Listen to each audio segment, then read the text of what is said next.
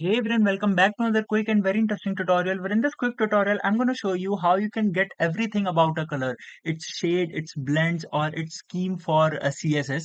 So in order to do it, just simply open any of the browser you have. For example, if I open the Google Chrome browser, and here you have to search for colorhexa.com. You can see the right URL over there. Be very careful with the URL. Be very precise with it. If you mistype in it, you're not gonna find the website.